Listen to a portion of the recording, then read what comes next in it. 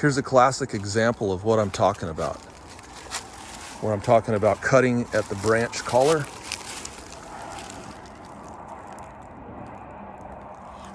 This is a really obvious branch collar. And these are the tools I'll be using today. My Silky Zubat pole saw, which extends out to 11 feet, and my Silky Zubat handsaw, and the 330 millimeter length blade, the standard original, to show a distinct branch collar. Some trees don't show it as well, like for instance a madrone or arbutus trees, manzanitas. They don't have a distinct collar quite often. They'll just have a bulge, and you have to kind of calculate from experience how far you should cut out. But one thing I've seen that's really bad that people have done is where they cut the whole collar off. They do what's called a flush cut.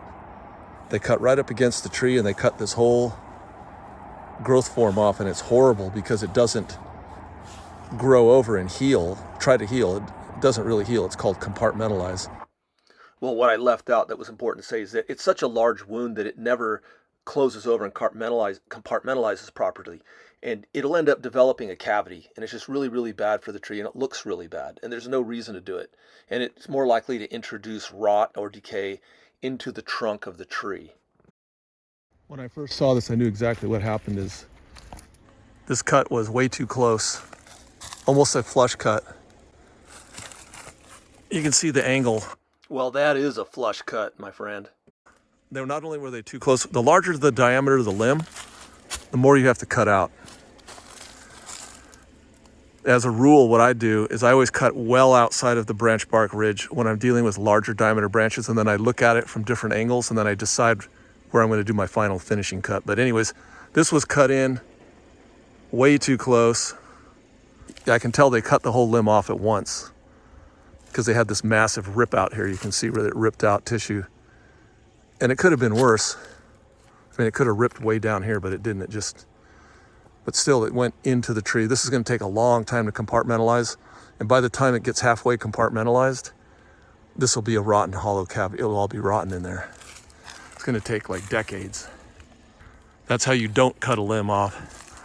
But if you cut it right here, right at the outside of the branch collar, perpendicular to the axis of the branch, nice clean cut, in about 5 years, this thing will be almost, it takes a long time, but it could take up to 10 years and it'll totally close over and compartmentalize. Here's a fully compartmentalized ancient cut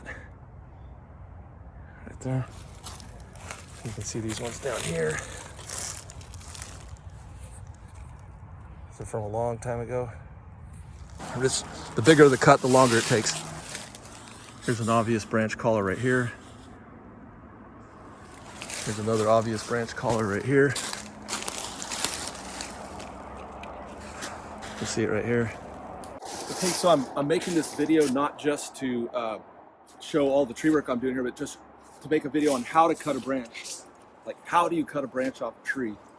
And I'm going to show the textbook method, which is good, but you also got to use common sense. But I'll just show you the basic textbook method, which is the 3-cut system. So what you do is you do an undercut first. So I'll do an undercut, like say right here.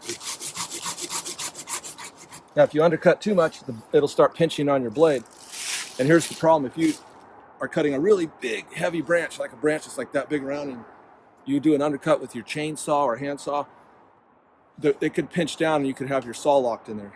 This branch is small enough that I can lift up on it. So if it pinches my saw, I can get it out quite easily.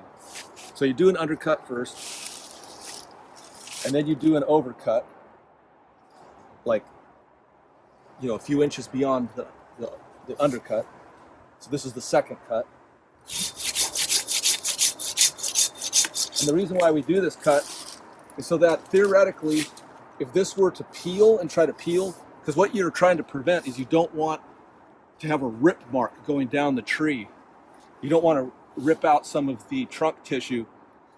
So this cut will prevent it from spreading all the way down here. So if this theoretically was heavy enough, it would peel down to where I did my undercut and break off right there. See? Okay, I want you to see a close-up of, by having a small stub like this, it doesn't have very much weight. So it's not gonna peel off a big piece. But if you wanna be safe, you could even put in a fourth cut. You could do like a cut like this. If you wanna be really safe,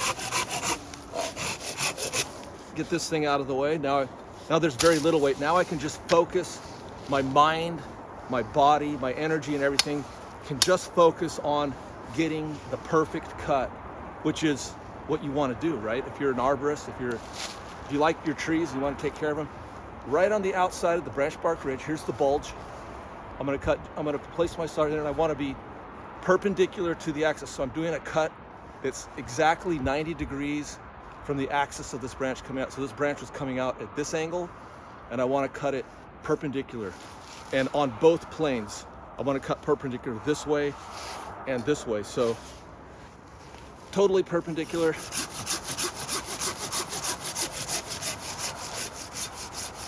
What I like to do is move my saw up, so I'm pulling the fibers into the tree rather than ripping down, which could make some fibers come off. So when I get near the end, I'll go like this. There you go. And you can look at that cut. Here's the finished product.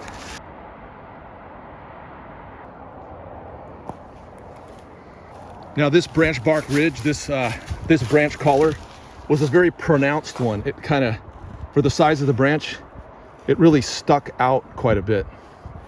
But I'm just gonna leave it like that because, I mean, like some homeowners, like if you're working for somebody, they're like, oh, can't you cut that back closer? I don't like that bump there. But you know what? This bump is natural and they look cool when they heal over. They don't really heal, they compartmentalize. But when it fully compartmentalizes over and closes, you have this really cool round little semi-dome. And the other point I wanted to make was that tissue right there at the end of the branch collar where you cut properly has the tendency to want to close and grow out and compartmentalize. Here's a fully compartmentalized ancient cut. And it's just fine like that. It's going to compartmentalize really good and do well. So yeah, that's the cut.